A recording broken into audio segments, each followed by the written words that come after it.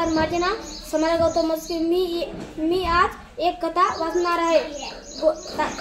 कथाची नाव एकीची ताकद। एक गृहस्थ म्हातारपणामुळे थकले होता। आयुष्यात चांगले जीवन जगून सुद्धा त्याचा 5 मुलांमध्ये सतत चालणारा भांडणामुळे तो दुःखी होता।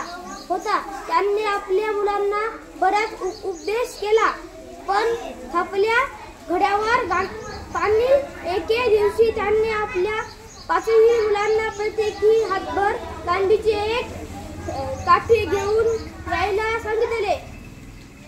त्याप्रमाणे ती मुले एक एक काठी घेऊन आली। त्या गृहस्थाने त्यापैकी प्रत्येकाला आपापली काठी मोडण्यास सांगितले। वडिलांनी सांगितले ती गोष्ट प्रत्येक मुलांना लगेच करून दाखवली।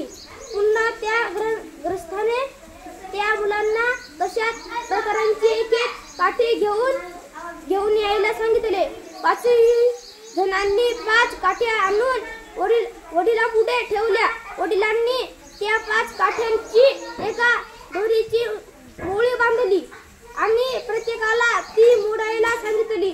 5 काठ्या एकत्र असलेली ती मोळी आपल्या 5 मुलांपैकी कुणालाच मोडता येत नसल्याची पाहून तो गृहस्थ त्यांना म्हणाला, बघितलं ना एकीचे बळ किती असते ते।